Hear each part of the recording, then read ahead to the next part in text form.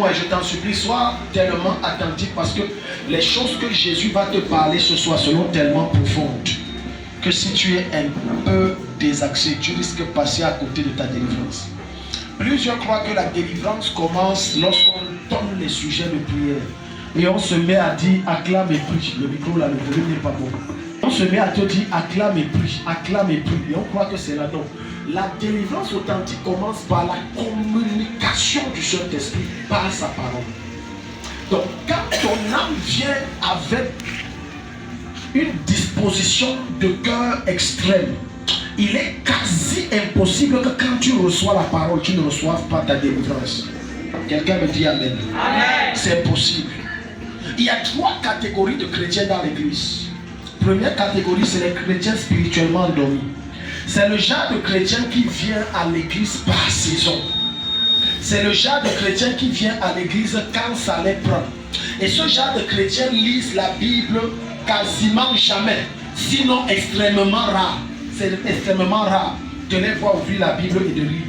C'est le genre de chrétien qui cherche une occasion de chute pour ne jamais venir à l'église. La deuxième catégorie de chrétiens, ce sont les chrétiens somnolents, c'est-à-dire semi-réveillés, semi-endormis. Ça veut dire que ce sont des chrétiens qui sont des religieux. Ils ne viennent à l'église que lorsque c'est les jours de culte. Et si on ajoute en plus de ces jours de culte d'autres programmes, ils se mettent à se prêter. Ce sont des chrétiens religieux.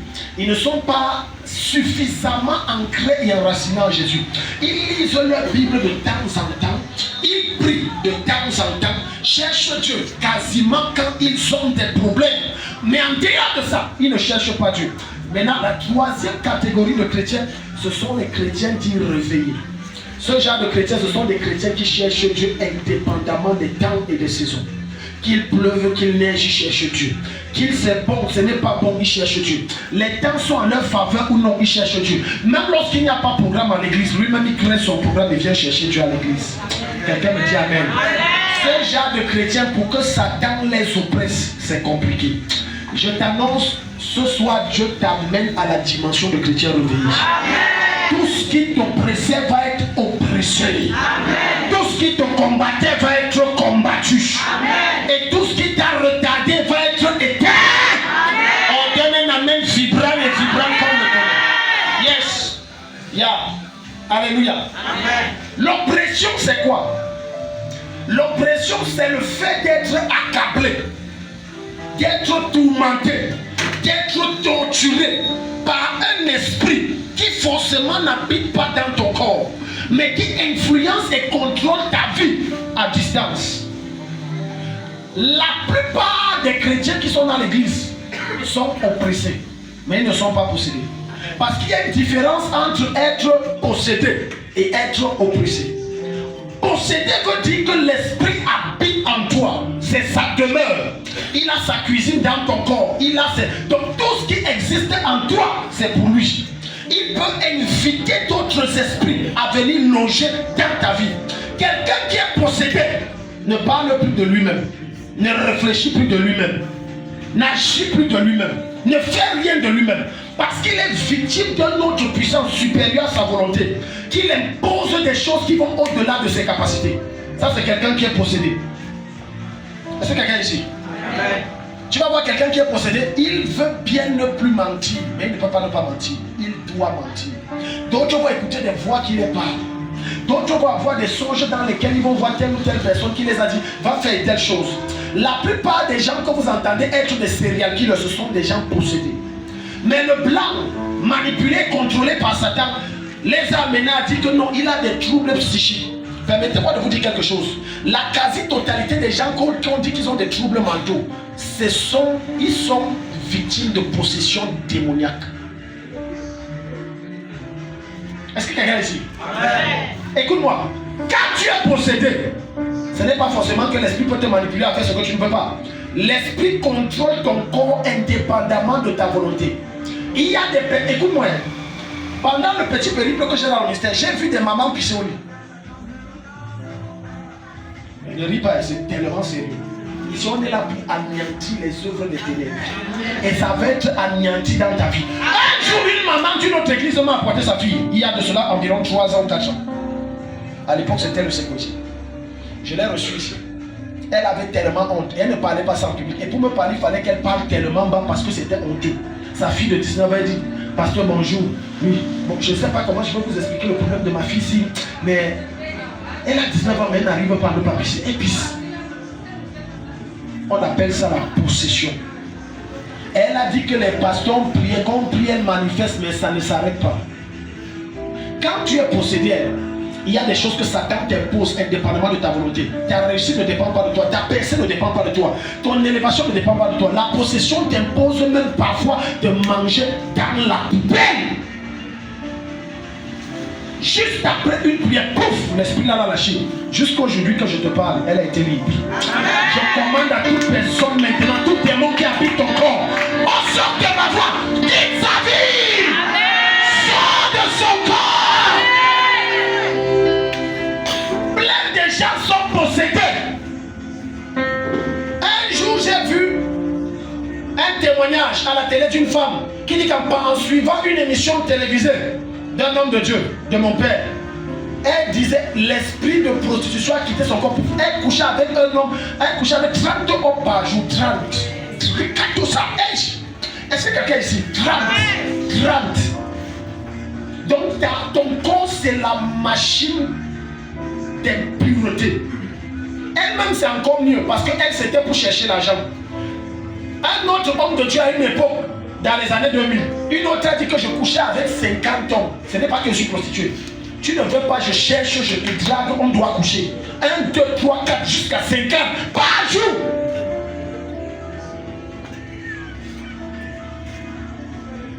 Je vois déjà ici, la libération entre dans ta maison. Toute présence qui n'est pas de Dieu dans ton corps, j'allume le feu de Dieu, il sort. J'allume le feu de Dieu, il sort. J'allume le feu de Dieu, il sort. Donc parfois tu vas voir un homme aimer tellement les femmes, ou un homme aimer tellement voler, et tu ne vas pas comprendre qu'est-ce qui ne va pas. Parfois c'est qu'il y a un esprit qui habite en lui. Tout ce que tu ne contrôles pas est le signe que tu es possédé. Je répète, dans ton corps physique, tout ce que tu ne contrôles pas, parce que quand Dieu t'a créé, il t'a créé pour que tu contrôles tout ce qui concerne ta vie. Et tout ce que tu ne contrôles pas, ça veut dire que c'est le fruit d'une possession démoniaque. Alléluia. Amen. Vous allez voir quelqu'un dès qu'il touche son salaire, il finit au bas. Et quand il rentre à la maison, il dit chérie, c'est 5 000 qui reste. Sur 100 000, 5 000 reste. Et quand ça finit au bas, il n'a plus rien. Et sa vie tourne comme ça. Les gens possédés, c'est les cas les plus compliqués. Les cas les plus J'ai eu à rencontrer, regarde, quand tu es possédé, Satan, la première chose à laquelle il prend plaisir, c'est t'humilier. Alléluia. Amen. Tu as vu un fou? Quelle humiliation de voir un père de famille qui allait bien jusqu'au jour où il a commencé à déchirer ses vêtements et après dans des poubelles commencer à manger des choses étranges. Alléluia. Amen. Certains d'entre vous, écoute, quand on parle comme ça, certains disent, oh, quand on prie ici, moi je ne suis jamais tombé, moi je n'ai pas de problème. Écoute, tu peux être possédé. Mais l'esprit là ne se manifeste pas parce qu'il estime que ce n'est pas le moment. Ce n'est pas parce qu'on prie, rien ne se passe que tu n'es pas possédé. C'est faux. Tu as un agenda pour expulser chaque démon de ses enfants. Alléluia. Amen. Quand l'esprit là habite en toi, il te laisse faire. Quand le temps arrive, quand que dans l'agenda de Dieu, à telle période tu as été noté au ciel que tu dois connaître l'ascension, l'esprit là commence à te manipuler. Maintenant tu vas voir quelqu'un de bête maladie, on arrive à l'hôpital, on ne voit rien, il revient, ça nous fait mal, on arrive à l'hôpital, on ne voit rien. Je vais te montrer un cas de possession. Plusieurs d'entre vous ne savent pas que ceux qui se suicident, ils sont victimes de possession démoniaque. Alléluia. Ouvre Matthieu chapitre 12, le verset 43 à 45. La possession démoniaque va s'arrêter de grande force dans ta vie. Alléluia. Allons-y vite. Quelqu'un nous ouvre la Bible, Matthieu chapitre 12, le verset 43 à 45. Il y a 43 à 45. Il y a. Écoute-moi. Lorsque l'esprit impur est sorti d'un homme, il va par les lieux arides. Il va par les lieux arides. Cherchant du repos. Lorsqu'il a fait comment? Lorsqu'il est sorti d'un homme. Ça veut dire qu'il était où? Dans un... Il était où? Est-ce que vous savez que l'un des signes que tu es possédé, c'est les couches de nuit que tu as dans les rêves? L'homme là, tu as déjà jeûné qu'il n'est pas temps. Il y a une alliance. Parce qu'il habite en toi. La preuve est que quand on t'attaque, il y a problème. Tout le monde témoigne, sauf toi, que quand tu te fâches, c'est un homme qu'on voit, ce n'est pas une femme. Vous allez voir certaines personnes parmi vous, si tu es sincère un peu avec toi, tu vas voir que quand on t'attaque et tu te fâches, je parle par exemple du cas des femmes, il y a une force qui te prend, tu ne maîtrises pas. Après, quand tu t'assois, tu dis, hey, il y a quoi? Il y a un esprit qui habite. Il dit, quand un esprit est expulsé d'un corps, il va où? Par des lieux arides. Dans des lieux arides, oui. Cherchant du repos. Cherchant du repos. Donc quand un démon sort d'un corps, il cherche le repos. Donc la raison pour laquelle un démon habite un corps, c'est parce qu'il cherche où il aura du repos. Voilà pourquoi les démons ne peuvent pas vivre sans le corps humain, il faut qu'ils aient ce corps. Et dans ce corps, il va détruire tout parce que c'est sa nature d'être méchant. Luc chapitre 8, le verset 30. C'est dans sa nature d'être méchant. Il y a des gens comme ça qui ont de cœur. Parfois, tu vas voir quelqu'un est tellement méchant. Or, ce qui est dans son cœur, c'est qu'il y a un démon logé dans son cœur qui rend son cœur noir et méchant. Quand il fait le mal, il n'a aucun regret. Je commande à tout esprit qui te conduit à faire le mal, qu'il libère ton cœur. J'ordonne à tout démon logé dans ton âme, libère au nom de Jésus. Amen.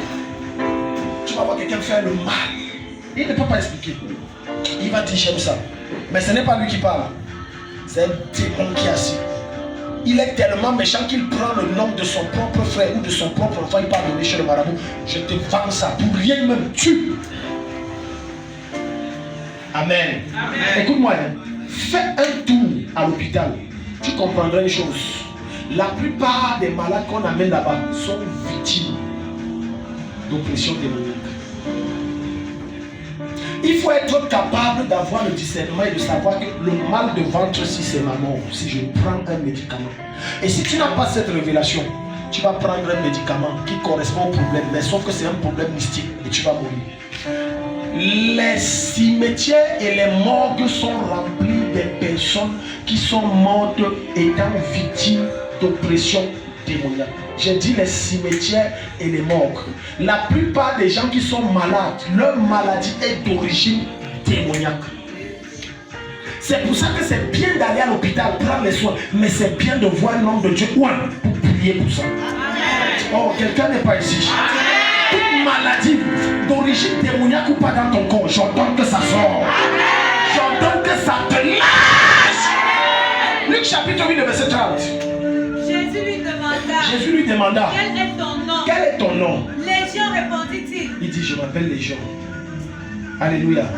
Ça même c'est rien. Parce que dans Marc chapitre 9, tu vas voir un cas où les disciples, un monsieur va amener, n'est-ce pas, son enfant qui est possédé aux disciples. Regarde ce qu'il dit. L'esprit le prend et le jette dans l'eau et dans le feu. On appelle ça un démon de suicide. L'un des signes majeurs que tu as un démon de suicide, c'est que tes pensées sont tournées vers je dois mourir, je dois mourir, je dois mourir. Tu meurs, tu parles. Ces pensées ne sont pas de Dieu. Tu as appelé à vivre très longtemps parce que tu dois manifester la gloire. Il y a des destinées qui sont liées à ta destinée. Si tu t'éteins aujourd'hui, ces destinées vont s'éteindre. Je commande à tout esprit qui va abréger tes jours de quelque manière. Qui te libère! Tu ne meurs pas maintenant. J'ai dit tu ne meurs pas maintenant. Dis à ton voisin, je ne peux pas mourir maintenant. Quel que soit mon âge, je ne peux pas mourir maintenant. Plusieurs ne savent pas que quand tu vieillis très vite, ce n'est pas le fruit des problèmes et des soucis, mais c'est également l'un des signes que tu es possédé. Quelqu'un qui est possédé, la mine est toujours pâle. Il manque de joie. Il est constamment dans des soucis et des stress. Et son visage ne fait que se flétrir jour après jour. Parce que dès que tu rencontres Jésus, bam, curieusement et que tu es délivré, les gens vont dire, mais tu rajeunis. Ça veut dire que les présences là sont parties. Je commande à toute présence qui précipite ton vieillissement. Dehors! Il libère ta vie et ton corps. Est-ce que les gars ici? Amen. Quand je suis entré ici, la première chose qui m'a marqué, c'est vous. Votre visage, on ne vous a pas dit ça. C'est comme si on a prié lundi, là, quelque chose s'est passé. Vous avez un peu, vous avez rajeuni. On ne vous a pas dit. Vous avez vu, voilà. Tu vois comment les démons font. Mais quand la lumière entre, les ténèbres doivent partir. J'appelle la lumière dans ta maison. J'appelle la lumière dans tes affaires. J'appelle la lumière dans ta vie. J'appelle la lumière dans ta santé. Et quel que soit le domaine de ta vie où Satan avait envahi, j'entends la lumière de tes âmes et les ténèbres partent. Au nom de Jésus. Dès que je suis monté, je vois la main sur votre tête. Il y a deux mamans qui disent comment elle est devenue jeune comme ça. Dis à ton voisin, la présence de Dieu rajeunit. La présence de Dieu rajeunit. Alléluia. Amen. Tu sais, je suis tellement content pour cette soirée parce que tu es la bienvenue toi-même à ta soirée, aux obsèques de tes problèmes et des démons de ta famille et de ta maison et de ton village qui se dresse contre toi. Tu es la bienvenue. Ouvrons nos Bibles dans Exode chapitre 5 à partir du verset 3. 5 même, je vais te montrer quelque chose. Maintenant, entrons dans le vif du sujet. Ce que c'est que l'oppression et comment l'oppression fonctionne. L'oppression, ça veut dire que un esprit est tenu là. Et la sœur-ci est tenue ici. L'esprit qui est tenu là, tout son travail, c'est tourmenter la vie de cette sœur. Comment? Et dès qu'elle touche son argent, la fin du mois, elle n'est pas possédée. Non, elle n'est pas possédée. L'esprit là crée des bêtes problèmes pour que cet argent finisse. Est-ce que quelqu'un ici? On appelle ça l'oppression financière. Dès qu'elle touche son argent, l'esprit là comme... Ça a encore commencé. Petit examen, 100 000 est fini sur l'examen. À peine elle a fait l'examen qu'on a prescrit les médicaments, l'ordonnance. Dès qu'on prescrit l'ordonnance et qu'elle n'a plus 5 francs, le mal part. C'est que je vous dis, c'est les réalités que vous vivez tous les jours. Tellement les gens sont oppressés, ne comprennent pas, mais qu'est-ce qui m'arrive? Non, tu n'es pas possédé, mais tu es oppressé. L'oppression, c'est la capacité pour les démons d'influencer, de contrôler, d'intimider la vie de quelqu'un et de rendre la vie de cette personne rien, il ne faut rien. En fait, quelqu'un qui est oppressé est victime d'esclavage. Beaucoup d'entre vous, écoute-moi, ce n'est pas la quantité d'argent que tu gagnes qui fait de toi un grand homme. C'est la capacité de bien gérer cet argent jusqu'à produire quelque chose de concret qui fait de toi un grand homme. Parce que tu peux toucher 20 millions de francs, mais après moi, toi-même, tu ne peux pas expliquer je fais quoi avec. Parce qu'il y a un esprit d'oppression. Je viens mettre fin à ce mandat dans ta vie. Tout esprit qu'on a envoyé mystiquement, en incantant ton nom, je mets fin à son mandat dans ta vie. L'oppression s'arrête. Écoute-moi. N'accepte jamais que tout ce qui a oppressé votre famille t'oppresse. Je n'ai pas suivi quelqu'un me dire.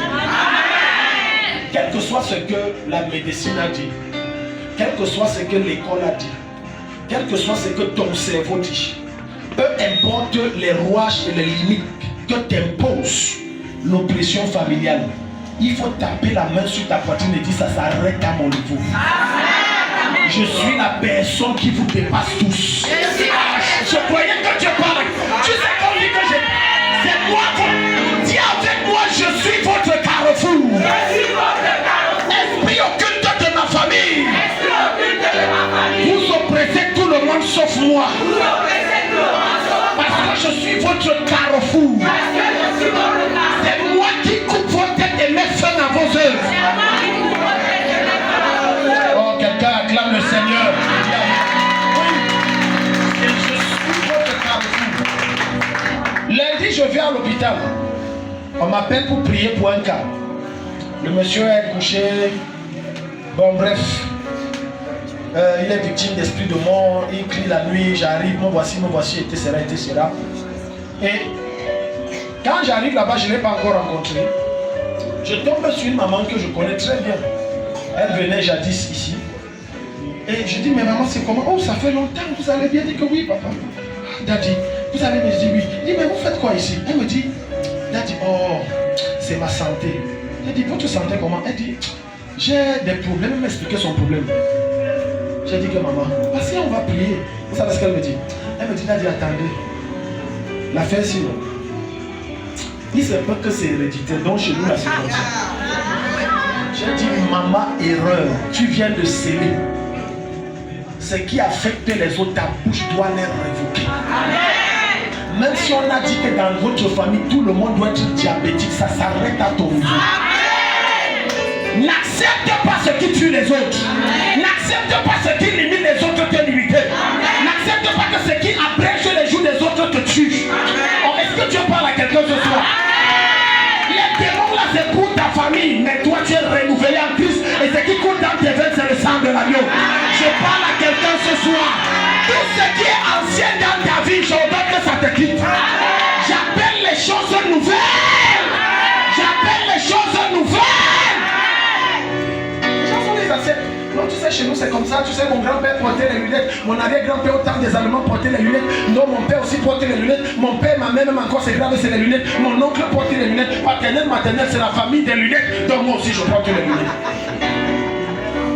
Et tu as accepté les bêtises comme ça.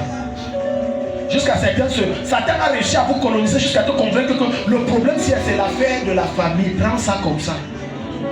Quelqu'un dit, je n'accepte pas. Quelqu'un dit avec la rage, je n'accepte pas.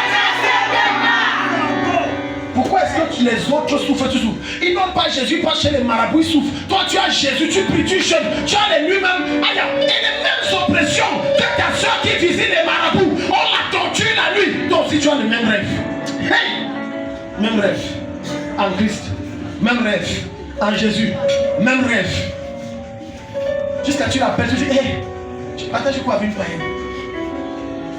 Oui, c'est ta soeur dans la chair, mais c'est une païenne. Vous êtes de deux royaumes différents. Oui, Anita, j'ai encore fait un rêve. Dans le rêve là, non, c'était alors qu'on me fouettait seulement. Grave, jusqu'on m'a attaché. Regarde, je me lève, même il y a les traces de la corde sur mon cou. Elle aussi, même toi tu as eu le rêve là. Maman, j'ai même vu mon marabout. Toi si tu dis j'ai aussi vu mon pasteur, ne cite pas mon nom dans tes bêtises. Ne cite pas mon nom dans tes bêtises. Ne cite pas mon nom dans ça. Ne cite pas mon nom dans tes bêtises. C'est que je me dissocie de toi très vite. Je te dis, ne cite pas mon nom dans tes bêtises. Alléluia. La stérilité qui contrôle votre maison. Toi tu portes la sémence de l'abondance, ça ne te contrôle pas. Est-ce que je peux t'annoncer quelque chose d'étrange? Après ce soir, les démons de ta famille seront étrangement surpris que la personne que tu étais aujourd'hui, ce n'est plus toi hier. Au nom de Jésus, quand ils reviendront t'attaquer, ce n'est plus toi qu'ils voient. C'est le lion de la tribu de Juda enragé et enflammé et qui les dévore. Au nom de Jésus. Ouvrons Exode. Ne sois pas distrait, ne sois pas distrait. Exode. Et dit que si tu es disposé, la puissance de Dieu va te visiter. La délivrance va se faire. Exode chapitre 5 à partir du verset 7. Les gens sont là. Écoute-moi bien aimé. C'est anormal que tu vives la même vie que ceux qui n'ont pas Jésus. C'est anormal. C'est anormal. Si un sorcier dans ta famille, dis-toi que je suis David qui coupe ta tête. C'est moi David, je coupe ta tête. S'il y a un sorcier dans le quartier qui oppresse tout le monde, jusqu'à tout le monde le craint, dis-toi que c'est moi Goliath qui te renverse. C'est moi David qui te renverse. Est-ce que quelqu'un ici? Après ce soir, tu n'auras plus peur de personne. Après ce soir, ton étoile et ta lumière brillent. Je te sors des ténèbres dans lesquelles on t'a enfermé. Et je commande que tu brilles. Exode chapitre 5 à partir du verset 5. Pharaon dit, voici ce peuple est maintenant nombreux dans le pays. Et vous, pardon, suis quelque chose va se passer ici, oui. Et vous lui ferez interrompre ses travaux. Et ce jour même, Pharaon donna cet ordre aux inspecteurs. Il donna cet ordre aux inspecteurs du peuple. Et aux commissaires. Vous ne donnerez plus, comme auparavant, de la paille de la paille au peuple pour faire des briques, qu'ils aillent eux-mêmes ramasser de la paille. Où? Dans le désert. Attends, je t'explique. Moïse est parti sous l'ordre de l'Éternel délivrer le peuple d'Israël. Mais curieusement, en faisant ta délivrance, ton problème se multiplie. Est-ce que tu t'es rendu compte qu'il y a un jour tu es venu me voir avec ton problème, on a commencé, ça a fait comme ça donne, et après quand c'est revenu plus fort. Ce n'est pas que je ne suis pas loin, c'est que Pharaon a dit, comme Moïse veut les libérer, augmenter les charges pour les intimider, les décourager pour qu'ils n'aillent plus rencontrer Moïse pour obtenir leur délivrance. Maintenant tu comprends? On appelle ça l'intimidation parce que l'oppression est une intimidation démoniaque. Ça veut dire on ne prie pas, tu dis que maître. L'homme de Dieu là, mais comment je y prie, ça augmente? Non, ce n'est pas lui qui a augmenté. C'est les démons là qui ont dit que intimidons-la pour qu'elle ne reparte plus là-bas. Et que dans sa tête elle dit que non, lui là, lui est même venu augmenter. Non, quand ça fait ça, ça veut dire rentre revoir Moïse. Parce que quelque chose qui était compliqué en toi est sur le point de sortir. Amen. Alléluia. Amen. Et dit augmenter.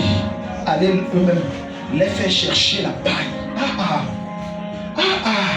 Comment se fait-il que depuis que tu as rencontré Jésus, ta vie est devenue amère comme ça?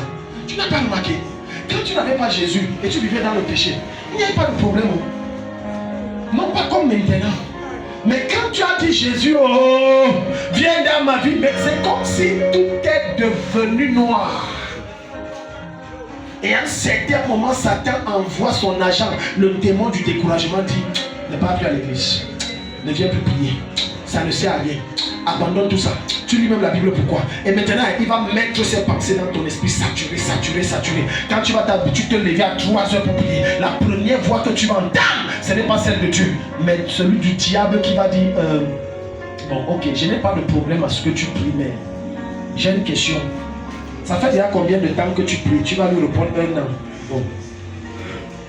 Ça a évolué. Non, ça a augmenté. Ok, j'ai une dernière question et je ne te dérange plus. Tu pries pourquoi? Tu vois le diable. Il t'a dit tu pries donc pourquoi? Regarde comment tu es devenu maigre.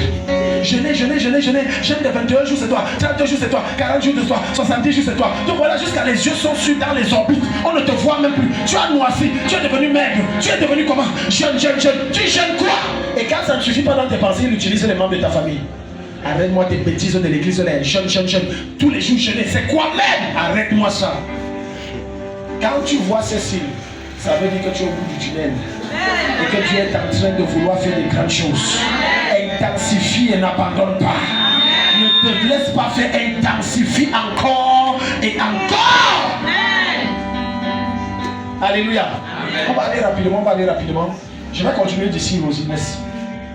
Verset 6. Ce même jour le pharaon, ok, verset 8. Mais vous exigerez qu'il fabrique autant de briques qu'auparavant. Vous n'en mettrez pas de réduction sur le nombre. Ce sont des paresseux. C'est pour cela qu'ils réclament le droit d'aller offrir des sacrifices à leur Dieu.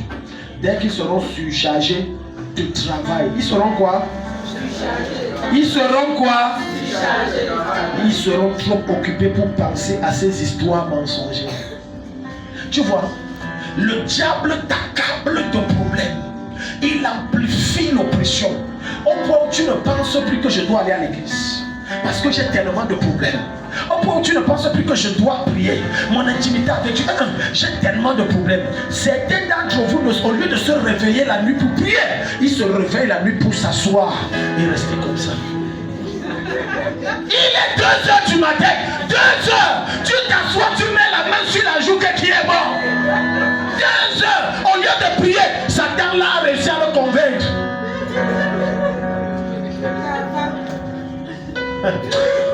J'ai entendu quelqu'un dire c'était avant acclamer le Seigneur. Quelqu'un a dit c'était avant ça.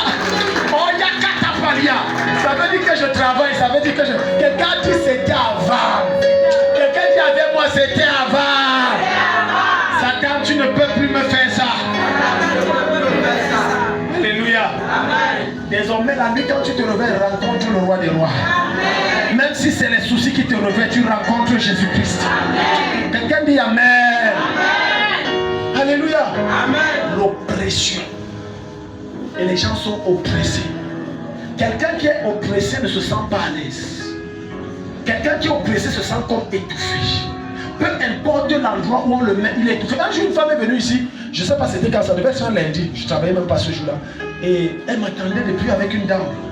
Elle dit que, pasteur, partout où j'entre, c'est comme si on me prive de l'oppression. Alléluia. Amen. Verset 10 dit, les chefs de corvée et les contremaîtres sortirent du palais et allaient dire aux Israélites, voici ce qu'a décidé le Pharaon. On ne vous fournira plus de paille. Le verset ici est très profond. Comment se fait-il que tu portes l'Esprit de Dieu en toi? C'est un esprit qui n'est pas de Dieu, qui décide ce que ta vie doit devenir. Il dit, on ne vous fournira plus de paille. Tu es qui pour décider sur ma vie? Est-ce que tu sais qu'aucun homme n'a de dernier mot sur ta vie? Amen. Oh, j'ai dit aucun homme. Une des raisons pour lesquelles Dieu te met en conflit et utilise la personne pour te priver de l'argent, c'est parce que ton cœur était que s'il m'abandonne, je deviens quoi? Je peux te dire une vérité, tu deviendras un roi et une reine. Amen. Personne n'est le carrefour de ta vie. On dit avec moi, personne n'est le carrefour de ma vie. Il y a des gens qui vous aident, vous soutenez. Dieu a provoqué les problèmes pour qu'ils ne vous soutiennent plus afin que vos yeux soient sur le Seigneur. Quelqu'un dit Amen. Amen. Non, vraiment, s'il m'abandonne, tu commences à avoir les cauchemars, à avoir des sommeils entrecoupés. Parce que tu es en train de réfléchir que s'il quitte, il part. Dieu enverra Moïse. Je commande à quiconque pense qu'il est le carrefour de ta vie. Je leur donne qu'il sorte de ta vie. Qu'il sorte de ta vie. Je crée une segmentation, une division entre vous deux. Qu'il sorte de ta vie. Au nom de Jésus. Écoute-moi. Parmi les différents types d'oppression qu'on va voir, et là on commence. L'oppression la plus dangereuse, c'est l'oppression humaine. Les gens blaguent. Il est plus facile de terrasser un démon par les prières, un esprit qui t'oppresse, que de terrasser une personne qui est derrière ton problème. Tu sais pourquoi? Numéro 1, il faut d'abord la détecter. Et puis tu pries depuis des années sur un esprit, alors qu'il n'y a pas d'esprit, alors que c'est une personne. Tu es là. Tu vois comment c'est compliqué, que le niveau le plus dangereux d'oppression humaine. Quelqu'un peut marcher avec toi et te donner l'impression d'être ton ami, d'être ta copine. Mais en réalité, il marche avec toi parce qu'il jouit de ton étoile. Et ce qu'il te donne, c'est les miettes. Et tu dis que oh, j'ai ma tata qui m'aide. Oh, c'est ma bonne tata. Alors qu'il te donne les miettes. Les 20 000 qu'il te donne, ce n'est même pas le 10e de ce qu'il puise. Ça acha kataya. Il te donne les déchets. Amen. C'est l'oppression la plus dangereuse. Hier, est-ce que quelqu'un ici? Ouvre la Bible dans le livre de Genèse. Genèse chapitre 38. Alléluia. Amen. Parfois moi j'enseigne mes choses ici, les gens croient que c'est pour exciter. Non. Ouvre le chapitre 31, le verset 41 à 43. Ce que je vous enseigne, ce n'est pas pour vous exciter. C'est les réalités et les vérités. La plupart des jeûnes et des prières que tu as pris contre certaines principautés, certaines forteresses, tu as mal prié. Parce qu'en réalité, ce n'était aucun esprit qui était derrière ton problème. C'était un être humain comme toi. C'était quelqu'un comme toi. Et ce qui est marrant dans ça, la personne qui te combat là, ce n'est pas quelqu'un que tu ne connais pas. Personne que tu ne connais ne peut te combattre. La personne qui te combat te connaît et tu la connais bien. Et tu lui as laissé accès à ta vie. Quelqu'un qui ne te connaît pas ne peut pas s'attarder à t'attaquer parce qu'il a peur de se retrouver dans un terrain miné qu'il risque de regretter. Pour que quelqu'un t'attaque, c'est parce que tu lui as ouvert une porte dans ta vie et tu lui as laissé entrer. Étant entré dans ta vie, il connaît tes points faibles et tes points forts. Tu es ici. Alléluia. Amen. Regarde dans toute l'histoire de la Bible. Quand tu vas lire le cas des trahisons, c'est les personnes qui connaissaient les gens qu'ils ont trahis. Judas trahit Jésus. Qui est Judas? Judas était le comptable de Jésus. Judas était le seul qui connaissait combien d'offrandes et de dîmes entrent. Judas était celui qui savait comment je peux manipuler les chiffres et tromper Jésus. Judas était celui-là qui portait la caisse. Donc il pouvait écrire que 1 million est entré alors que c'est 10 millions. Donc Judas connaissait quand Jésus dort, où il dort, quand il prie, quelle est son heure de rencontre avec Dieu. Voilà pourquoi il était facile pour Judas de livrer Jésus. Et donc les sacrificateurs et l'armée, les soldats romains qui ne connaissaient pas Jésus, eux-mêmes là ont dit quand tu arrives, montre-nous, moi on ne le connaît pas. Il a dit c'est celui que je vais baiser, c'est lui. Personne de l'extérieur ne peut te poignarder dans le dos excepté quelqu'un qui te connaît. Deux fois le mal que tu cherches loin, jusqu'à dire mes ennemis. Ne dis pas mes ennemis, dis mon ennemi mon frère, dis mon ennemi ma soeur, dis mon ennemi ma mère, dis mon ennemi mon père, dis mon ennemi ma copine. C'est elle qui est en train de me faire ça. Un jour, j'ai eu la chair de poule. Je vais vous expliquer pourquoi. Une soeur, une de mes filles est venue me voir. Elle me dit papa, mais j'avais compris qu'elle ne voulait pas me dire. Cette fille traverse des temps difficiles. Et elle me dit, papa voilà, elle a tourné, j'ai insisté que c'est quoi le dossier que tu veux faire, c'est pour faire quoi? Elle dit papa, c'est pour postuler à tel endroit. En fait la vérité est que le monsieur qui m'appelle et me dit de postuler m'a dit de faire mes dossiers dans le plus grand secret. J'ai dit ah bon. J'ai dit pourquoi? Il m'a dit que c'est ma soeur qu'il a dit ça depuis à ma soeur qui a un poste et que ça peut me plaire. Qu'elle amène mon dossier. Et ma soeur a dit trouve quelqu'un d'autre. Je t'ai dit devant Jésus, j'ai eu la chienne. J'ai dit hey. J'ai dit attends. Vous êtes même père, même mère. Elle me dit papa. Même père, même mère, sauf si ma mère cache que je ne suis pas leur seul. Mais c'est moi qui les ai élevés.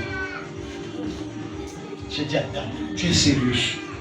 Elle dit, ma propre soeur me tue. Là-bas, là, c'est ma propre soeur. C'est mon propre sang. C'est ça qui veut. J'ai dit, donc c'est ton sang qui te tue. Elle me dit, papa, c'est mon sang qui me tue. Et elle était souriante, mais je savais que son cœur saignait. J'ai dit quoi? Elle me dit j'ai encore le message de ce monsieur. Mais il a dit que je ne dise rien. Que moi je ne t'ai rien dit. Parce que le même monsieur a demandé tu es sûr que vous êtes sûr? Elle dit c'est ma soeur, c'est pas du village, c'est le même famille. Quel que soit le Laban qui est qui est la source de ce que tu traverses, qui est la raison pour laquelle tu tournes en rond. Alors que tu es là, tu jeûnes, tu pries pour détruire des esprits qui n'en ont rien à voir. Je commande que la terre s'ouvre et l'avale. Que la terre s'ouvre et l'avale. Et que toutes les conspirations qu'il a fait contre toi, ces jours-ci, que ça sorte. La vérité sort et tu découvres ce qui se passe dans ton dos. Oh, le meilleur des amens dans le 72 heures, ça se passe. Les gens blaguent. C'est pour ça que je vous ai enseigné l'autre jour. Je vous ai dit que si tu veux aller loin, n'aie confiance en personne, même pas ton nom. La personne à qui tu dois avoir confiance, ce n'est que la personne qui a fait ses preuves pour que tu lui donnes ta confiance. Tu es ici? Est-ce que vous savez que dans les foyers, certaines femmes ne connaissent pas leur mari, certains maris ne connaissent pas leur femme? Le fait de dormir dans le même lit que le monsieur là ou la femme là ne veut rien dire. Toi tu le connais, tu ne le connais pas. Le jour où ce monsieur est décédé, sa vraie femme est venue avec les enfants. Et elle a présenté l'acte de mariage légitime. Alors que celle que tout le monde savait que c'est sa femme, il n'était pas marié, il n'avait pas doté, il n'avait même pas toqué, il n'avait rien fait. Et devant le notaire, on a dit tous les biens appartiennent à celle-là. Les larmes de douleur qu'il est parti se sont changées en larmes de haine. Que c'est donc tu me tues.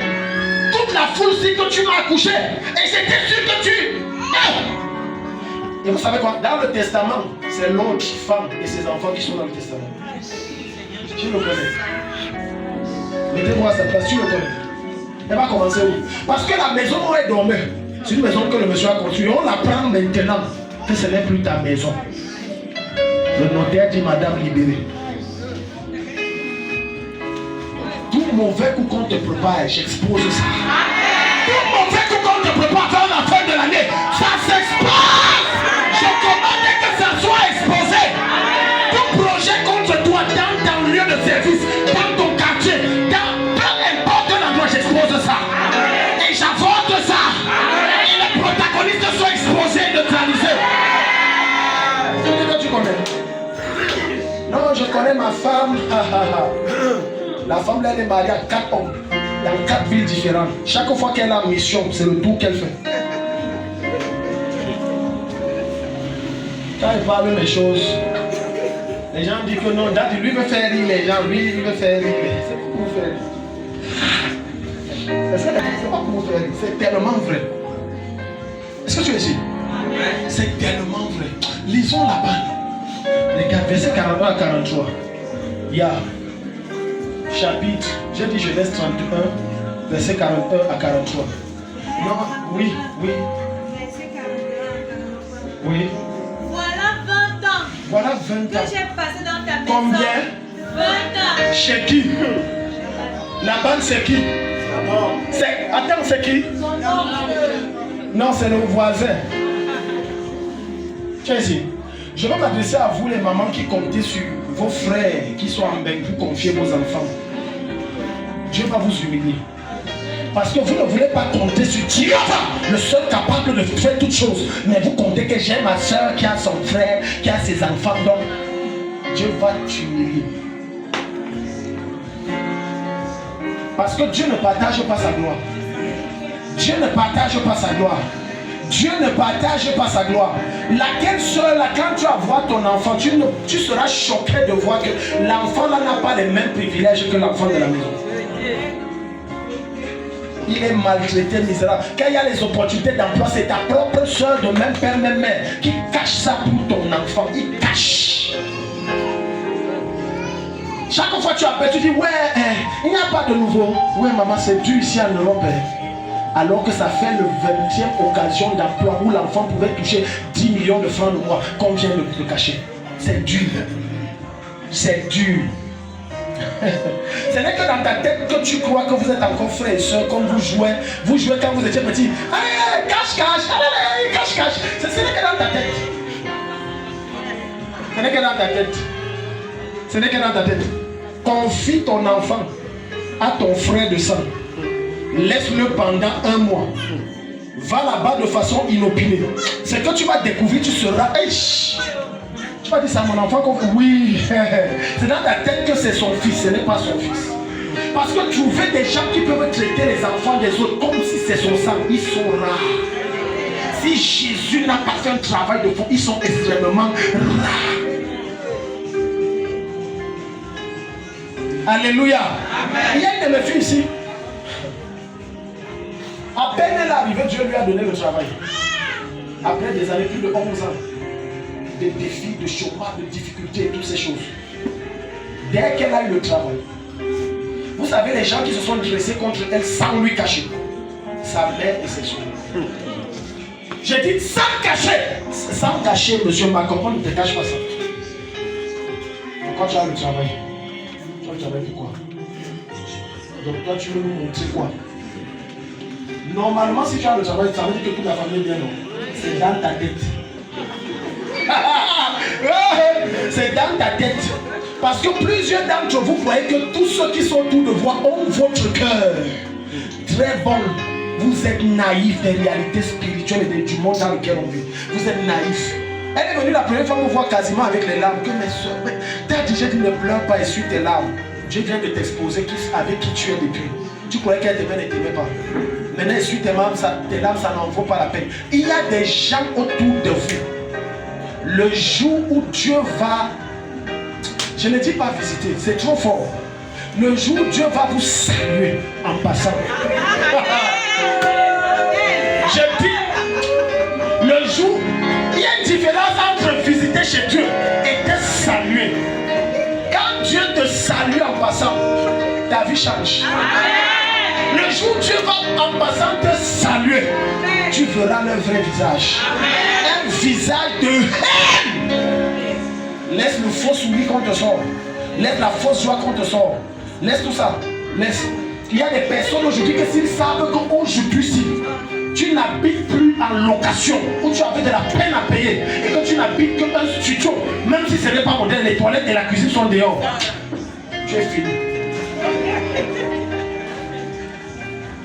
Tu es là. Parce que tu crois que la plus grande oppression c'est les démons. Non.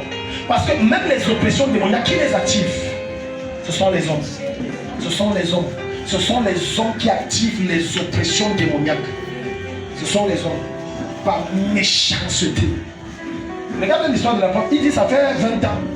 Allons-y. Voilà 20 ans que j'ai fait dans ta maison. Yeah. Je t'ai servi 14 ans pour tes 2 filles et 6 ans pour ton troupeau. Yeah. Et tu as changé 10 fois mon salaire. Tu as changé combien de fois? 10 fois mon salaire. Qui a changé son oncle? Vous savez que les gens qui vous payent le plus mal, ce sont les gens de votre sang. On va t'exploiter à fond. C'est la famille qui tue les destinées. Ce n'est pas les gens de dehors. C'est la famille qui tue les destinées. On va t'embaucher, on peut faire 6 mois, 7 mois, on ne te paye pas. On dit c'est la famille. Mais quelqu'un de dehors, on paye très bien. Il a le 7, mais il a 200 000. Toi, tu as le doctorat, on ne te donne pas. On dit non, bon, tu sais, c'est la famille. Hein. Il faut penser aux générations. Tu vois, tes enfants sont en train de grandir là. Et on va les embaucher ici pour vivre la même souffrance. 20 ans. Donc quand le monsieur, si sa femme, sa mère, qui est la petite soeur de Laban, lui a dit va chez mon frère, c'est sûr. Elle croyait qu'elle connaissait son frère. Elle croyait que quoi? C'est pour ça que j'ai dit moi, aussi longtemps que Dieu m'accorde la grâce d'être en vie, je n'envoie mon enfant chez personne. Je t'ai dit frère, si c'est le tapioca, moi ça, tu es fidèle, moi. Parce que je ne suis pas sûr que tout le monde aura le cœur que j'ai de prendre l'enfant de Dieu et de le traiter comme mon enfant, lui donner les mêmes corrections, les mêmes prix. Je ne crois pas. Puis même si tu es mon frère de sang, ça c'est encore grave. Je me méfie très mal. Est-ce que tu es ici? Maintenant sa famille a dit, quand on a vu que toutes les intimidations et la haine qu'on lui manifestait ne donnaient rien, tu fais quoi là-bas? On est là, on mange ton argent. Mange ton argent. Le pasteur, il s'assoit sur son argent. Il mange. Il faut quitter là-bas, on te manipule. C'est un faux pasteur. Il est faux. Il est faux. J'étais vrai quand il n'avait pas le boulot. Curieusement, je travaille là, elle a le travail. Je suis faux. C'est mon droit de manger. Je vais manger. Parce que ma Bible me dit celui qui sert à l'hôtel se nourrit de l'hôtel. Je travaille dans ta vie, Dieu m'utilise pour que ça change. Et on me condamne que je ne mange pas. Tente de ne pas amener, je mange. Je reprends ce que j'ai donné. Dis-moi amen. Je reprends ce que j'ai donné. Ne blague pas avec. Depuis 4 heures, je suis debout depuis 3h56. Je prie depuis 4 heures jusqu'à 17h. Et après, je viens, je prie, il y a un résultat. Il doit pas, donc je suis l'esclave. Vous savez quoi ça? 20 ans. 20 ans. C'est la raison pour laquelle Dieu a vu le mal de la famille depuis. Et Dieu a dit dans Genèse 12 que quoi?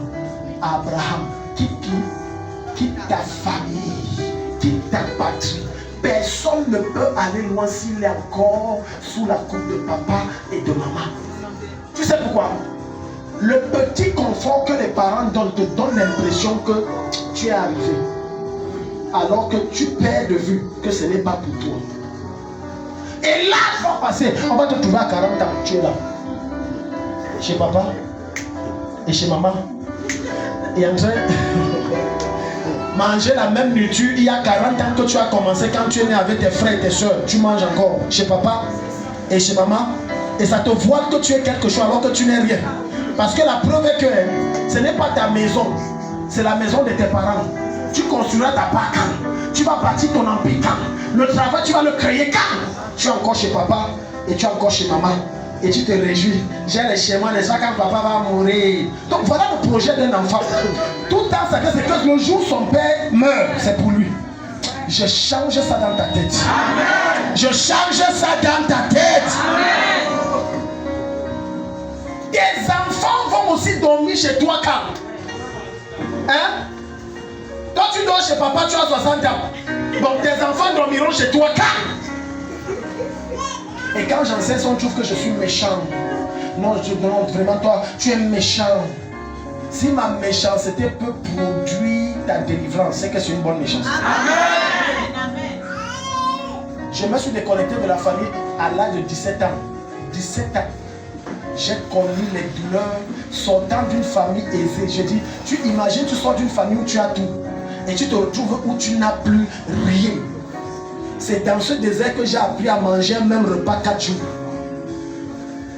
4 jours. Alléluia. Amen. Les gens sont calmes. L'oppression humaine. Quand quelqu'un t'aime, il ne te donne pas l'argent.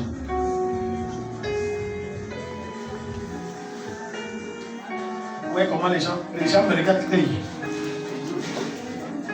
Quand quelqu'un t'aime, God will notify it. Il never give you money. Il ne te donne pas l'argent.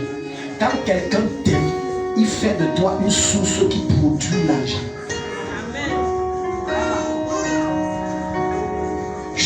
Condamnez-moi, mais tout de suite, si en quelques secondes vous allez vous repentir. Écoutez ici.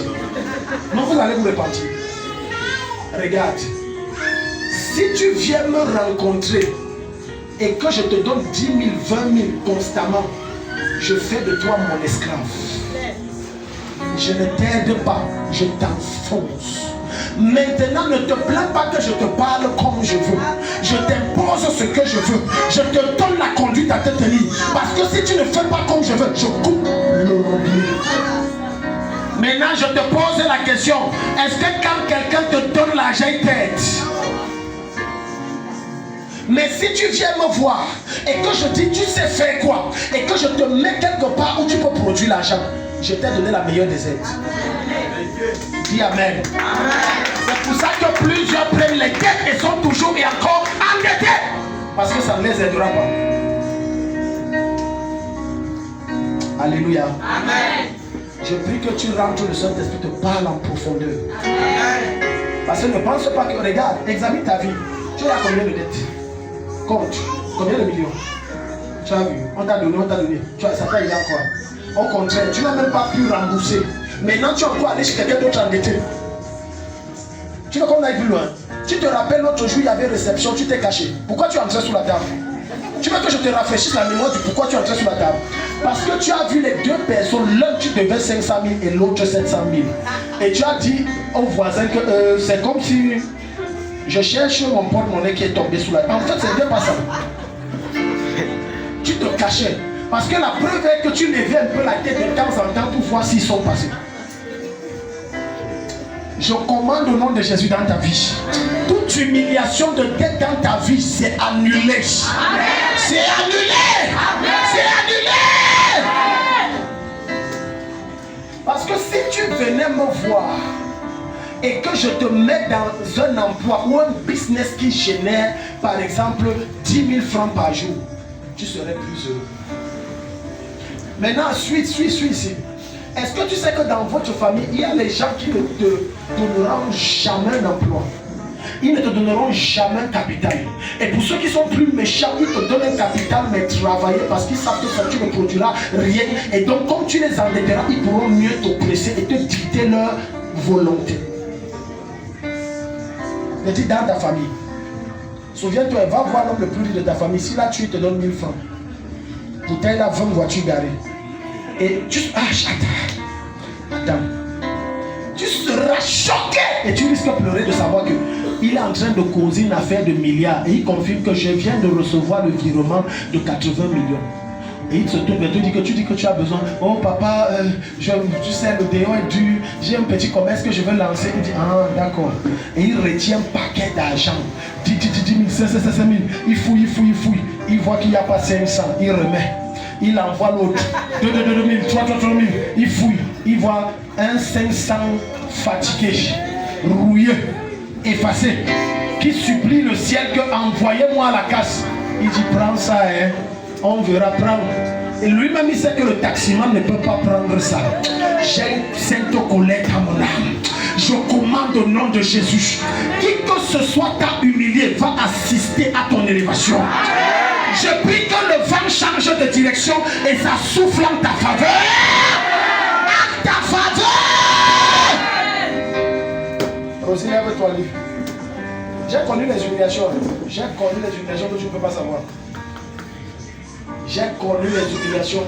Mais en fait, Dieu m'a tellement humilié que ça ne me dit plus rien, je m'en fous. Quand tu vois, je suis quelqu'un qui est comme un zinglin dans sa tête, c'est que Dieu m'a fait.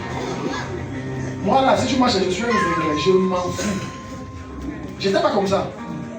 On m'a tellement traîné dans la boue. Même les gens, quand tu dis c'est tonton, c'est mon oncle. Je peux te choquer. Le mot oncle et tante ont disparu de ma vie. En Afrique, tante et oncle ne servent à rien. Tu ne peux pas prendre que ton enfant a eu le bac, tu es en train de l'envoyer à toi là, que reste chez ton oncle. C'est la catastrophe, la misère totale. C'est une erreur catastrophique. Frères, oncles, tantes, ça ne sert à rien. Combien d'entre vous peuvent compter sur leurs oncles pour le concours? Voilà le concours de... Combien? Mais tu sais que ton oncle génère de l'argent. Combien? L'oppression humaine. L'oppression. Mais quand tu deviens quelqu'un, c'est là où tu vois quelqu'un que tu n'as jamais vu de ta vie te révéler que je suis ton oncle, le frère direct à ton père, direct de ta mère, direct de ton oncle direct. Je déclare bien aimé, Dieu va t'élever, ne m'a pas mené, ils vont voir ton ascension. Ils vont voir ton ascension. Leurs oppressions sur ta vie s'arrêtent. C'est là où il te sort la généalogie. Alléluia. Amen. Tu as déjà assisté à vos réunions, on te gêne au village. Dès qu'on dit dans la famille on a un problème, vous savez le grand-père est mort. Et il faut qu'on réfléchisse sur comment on doit l'enterrer. Une personne parle, deux personnes. Quand toi qui n'as rien, tu fais bon, je voulais dire que quelqu'un fait oui, je disais que le grand-père est mort. Oui, manque mis. Toi tu dis que quoi? Parce qu'il a l'argent. Toi tu as quoi? Écoute-moi, tant que tu n'as pas le pouvoir financier, on va te mépriser. Ce n'est pas moi qui ai écrit la Bible. Dans le livre d'Ecclésiaste, la Bible dit que tel est sage, mais il est pauvre et sa sagesse n'est point écoutée. Mais l'autre est riche et ses paroles sont prises en compte. Ce soir, dans le nom de Jésus-Christ, tout ce qui neutralisait ton pouvoir financier est neutralisé. Je commande que ton pouvoir financier soit libéré. Laisse-moi, je te dis une vérité. Il y a certains d'entre vous ici, tout le monde n'est pas mauvais dans l'église.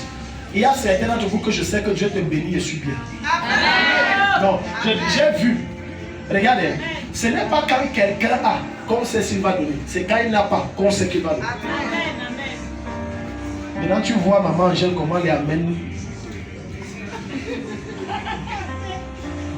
Je redis, ce n'est pas quand tu n'as pas qu'on sait. Quand tu as qu'on sait, c'est quand tu n'as pas.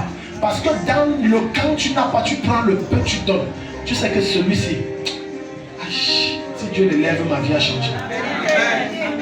Dans le peuple, si je connais qui est. Et c'est pour ça que, écoute, qui que ce soit ici a le fardeau de voir ce ministère grandir et que je sois à l'aise, je te punis avec la richesse. Que ma voix retentit dans le règne de Katele Kusapakata, Shikatele Mekapatia, Inyakotosi Mekabro Untekapalia, Diliteli Nyosutania Kapa, Ikakwakatelia Teko, Shulia Kabrakato. Seigneur, quiconque dans cette assemblée, Seigneur Dieu, rêve seulement dans son esprit que si Dieu le bénit, il va me mettre à l'aise, il va financer ton œuvre. Si ton huile coule sur ma tête, rends-les fous d'argent. Rends-les fous d'argent. Submerge-les financièrement. Au nom de Jésus. Assieds-toi, c'est établi. Acclame le Seigneur. C'est établi. Si l'huile de Dieu ne coule pas sur ma tête, on va voir. Si ça coule sur ma tête, c'est que j'ai dit, ça va prendre un an ici. Rosie, verset 21. Rosie, verset 21. 42. Genèse 31. Verset 42. Alléluia. Amen. Mais c'est quelle bêtise ça? Comment expliquer que tu as Jésus? Même quand tu arrives, c'est parce que tu n'as pas que tu ne t'habilles pas bien. Réunion de famille, tu as peur d'aller. Tu as remarqué ton habillement par rapport aux autres qui n'ont pas Jésus là-bas. Ton habillement est un genre. Même ta coiffure est un genre. Et quand on prétend, quelqu'un de ta famille prétend t'avoir aidé, c'est les miettes de ça. Et quand tu deviens grand, il dit, n'est-ce pas, je t'avais aidé. Est-ce que tu sais pourquoi il y a des gens dans votre famille que Dieu bloque leur main de ne pas t'aider? Je n'ai pas dit Satan, Dieu bloque, Dieu bloque. Parce qu'il ne faut pas que quand tu sois élevé demain là, qu'ils disent que c'est parce que j'avais donné 5 000 à moi comme qu'il est devenu ce qu'il est. Donc Dieu bloque leur main. Souviens-toi d'Abraham, quand Abimelech a dit que non, Rabel prend les richesses, il a dit non, il ne faut pas que demain, c'est pas tes richesses que tu es devenu puissant. Non. J'ai dit Dieu bloque leur main. Dieu dit ne le bénis jamais, ne lui donne rien. Pour que quand tu montes et tu deviens grand, et Dieu sait que tu vas dominer sur eux, que jamais ne disent que c'est à cause de leurs 5 francs. Et comme ça tu ne deviens redevable à personne. Oh, genre Dieu t'annonce, pendant que je t'élève, tu ne seras redevable à personne. Ni à ton mari, ni à ta femme, ni à tes enfants, ni à tes frères, ni à tes soeurs, ni à ton père, ni à ta mère, ni à tes oncles. Tu ne deviens redevable à personne. Personne. Personne. Personne. Voilà pourquoi pendant que tu commences cette entreprise doucement, tu envoies la grâce. Tu envoies la providence. Il envoie les financements. Attends. Et tu sais souvent d'où ça vient? Des personnes que tu ne connais pas. Parce qu'il ne veut pas partager sa gloire. Il va t'élever, mais il ne veut pas que ça passe par quelqu'un. Oh, j'envoie les aides destinées dans ta vie. J'envoie les aides destinées dans tes finances. Les aides destinées dans tes activités. Les gens que tu ne connais pas viendront te soutenir. Le meilleur des amènes, les corbeaux des femmes. Élie connaissait les corbeaux. Tu ne connaissais pas. Dieu a dit assieds-toi à Kérit. Il s'est assis. Au bord de l'eau, il s'est assis. Et la Bible déclare. Il y a un mystère là-bas que plusieurs ne connaissent pas. La Bible déclare que les corbeaux venaient chaque fois prendre le repas et donner à Élie. Il y a un mystère que les gens ne connaissent pas. Pose-moi la question, d'où venait la nourriture? Ça venait de la table des 450 prophètes que Jézabel nourrissait chaque jour. Donc Dieu, pour t'élever, ne va pas créer une richesse spéciale. Il va prendre pour ceux qui te combattent et te regardent. Si quelqu'un est ici, Dieu n'amène du vent. Je commande maintenant tout ce qu'ils amassent par leur méchanceté. Dieu te donne ça justement. Tu hérites ça au nom de Jésus. Il est écrit dans le livre de Proverbes, le méchant amasse pour le juste. J'en donne aux richesses des méchants, musulmans, athées, sectaires, rosicruciens, francs-maçons. Je te connecte à leur savoir. J'envoie un problème, c'est toi ceux qui résout. Et ils prennent l'argent, ils te donnent. Acclame au nom de Jésus. Ça venait de la table de Jézabel. Donc Dieu va piller tes ennemis pour te rendre riche. J'aime ça, Saint-Esprit. J'envoie les anges piller le camp de tes ennemis pour te rendre riche. Je les envoie ramasser leurs richesses pour te rendre riche. Et tu seras violemment riche. Tu sais ce qu'on appelle l'opulence? L'opulence n'est pas la richesse. L'opulence, c'est la richesse en exagération. Je t'explique l'opulence. Maman, levez, vous prenez votre sac de lait. Je vais t'expliquer l'opulence. Parce que quand Dieu enlève l'oppression financière, tu deviens violemment riche. Attends, tu vas comprendre. Maintenant, voilà, tenez-vous face à face à la soeur aussi. La sœur Rosie est venue voir la Messie dans son bureau. Alléluia. Elle était assise devant son bureau, elle a son sac. Rosie lui dit, bon, maman, je venais seulement que ça vienne partir. Maman envoie la main pour prendre l'argent. Elle cherche même les petits coupons, il n'y a pas. Ce n'est que 10 000. Elle tire le tiroir. Elle cherche. Ce n'est que 10 000. Bon, elle prend seulement un paquet d'argent. Elle dit, bon, c'est le taxi. Mais comme Rosie est trop spirituelle, et Rosie voit les sectes partout, elle ne sait pas qu'elle est née de Dieu, même si c'est de la secte, c'est son argent. Non, moi, dans son cœur, dit, tu veux me vendre au nom de Jésus, ça passe pas par moi. Alors que voilà son aide de destinée. J'annonce à quelqu'un, ton aide de destinée n'est pas forcément l'enfer. C'est également frère maçon. C'est également rosicritien. C'est également musulman. C'est ça l'opulence. Ça veut dire que sous ton lit, il y a l'argent. On tire tes chaussures pour brosser. L'argent tombe. Les gens s'ils ne comprennent pas ce que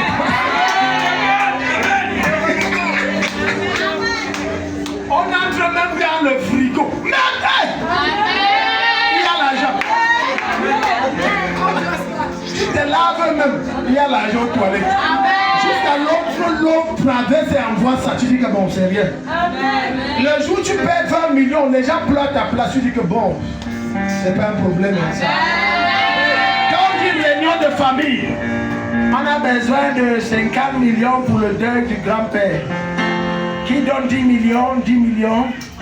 Tu lèves la main. Oui, qui donne? Tu dis que je donne 60 millions.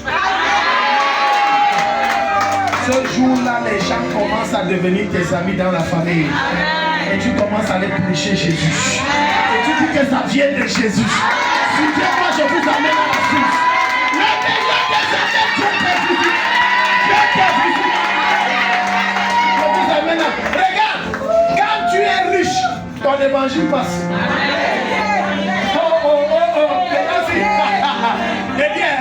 Quand tu es riche, docteur Lenga, on arrive, on ne fait pas comme nous on fait là. Tu sais, le Seigneur Jésus est mort sur la croix. Le parfum qui sort de Tala. À peine tu as dit, tu sais suivre Jésus, dit, je le suis déjà. Allons-y. Allons-y. Je commande dans ta vie, au nom de Jésus, la grâce de prospérité et du pouvoir politique qui était sur Joseph d'Arimathée, ça descend sur toi. Ça descend sur toi. Ça descend sur toi. Blague pas, c'est très violent. Alléluia. Assez, c'est assez. Oh Dieu, le programme si on ne le fait pas pour s'amuser. On veut que les choses changent sur toi cette fin d'année. C'est pourquoi je prie pour ce peuple dans le nom de Jésus. Au sorti de ce programme, suscite des grandes autorités. Suscite des milliardaires et des multimillionnaires. Au nom de Jésus-Christ de Nazareth. Je ne te suis pas. Au nom de Jésus-Christ de Nazareth. Acclame le Seigneur, mets-toi debout, on va prier.